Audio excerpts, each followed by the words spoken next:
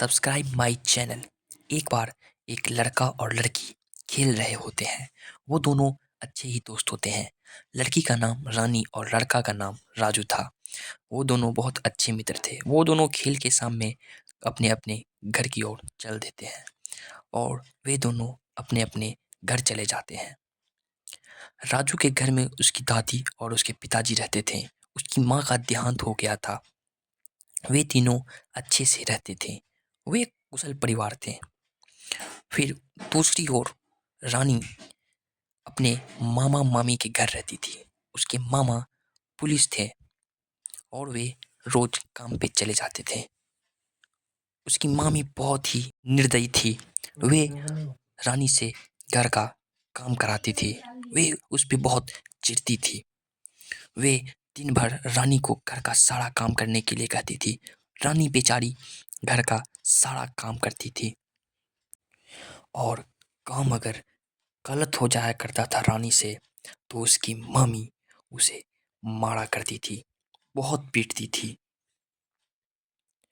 उसकी मामी बहुत ही निर्दयी थी। रानी काम करते रहती थी दिन भर और उसकी मामी आराम करती रहती थी।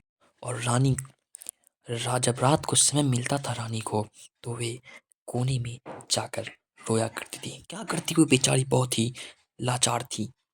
वे मामी की वजह से बहुत अत्यंत दुख थी। वो बहुत पीड़ा में थी और वे रात में एक कोने में जाकर रोया करती थी।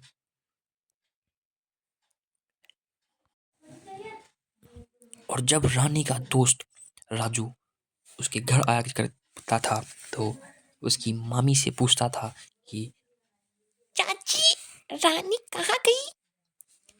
तो उसकी मामी उसे बोलती थी, वो नहीं है घर में, तू चला जा यहाँ से। फिर वो अंदर चली जाती थी और राजू चिंतित होकर वहां से वापस चला जाता था। एक दिन रानी की मामी रानी को चाय बनाने के लिए बोलती है और रानी चाय बनाकर अपनी मामी को देती है। उसकी मामी जब चाय पीती है तो उसे चाय अच्छी नहीं लगती। फिर उसकी मामी रानी को बहुत मारती है। मारते मारते रानी को जान से मार डालती है और उसकी मामी बोलती है, ए रानी, रानी उठ उठ कमीनी। ये क्या है भगवान, लगता है ये मर गई है। फिर रानी की मामी रानी को उठाकर जंगल ले जाती है और उसे जंगल में ही गाड़ देती है। और उसी टाइम रानी चुड़ैल बन जाती है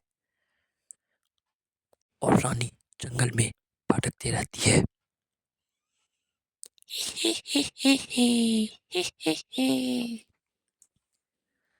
तभी राजू उसकी मामी के घर जाता है और पूछता है रानी कहाँ गई। उसकी मामी बोलती है, रानी यहाँ से चली गई, कहीं भाग गई है। यह खबर सुनते ही राजू चिंतित हो जाता है और वो वहां से निकल जाता है और वो गांव में पूरी जगह रानी को ढूंढने लगता है। रानी, रानी, रानी, रानी। जब उसे रानी नहीं मिलती तो वह उसी जंगल में चला जाता है और जब राजू जंगल पहुंचता है तो वे उसी पेड़ के नीचे जहां उसे दफन किया गया था वहीं पे वह बैठ जाता है। फिर उसके बाद उसे आवाज आती है, ही ही ही, ही ही ही, ही ही ही। राजू बहुत घबरा जाता है और वो इधर उधर देखता है। फिर बोलता है, कौन है जो मुझे डरा रहा है? हिम्मत है तो सामने आए। उसी समय वो चुड़ैल राजू के सामने आ जाती है। फिर राजू बहुत ही घबरा जाता है और वह भागने लगता है, लेकिन चुड़ैल की शक्ति के कारण वह आगे नहीं जा पाता। तभी वह चुड़ैल अपने असली रूप में आना चाहती है और वह चुड़ैल अपने असली रूप में आ जाती है। यह देख राजू बहुत रोने लगता है और मुन्नी उसे सारा बात बता देती है कि कैसे उसकी मामी ने उसे मार। रानी ने कहा ये बात जाके वो उसके मामा को बता दे। इतना बोलते ही रानी वहां से गायब हो जाती है। फिर राजू रानी के मामा के पास भागता हुआ उसके घर जाता है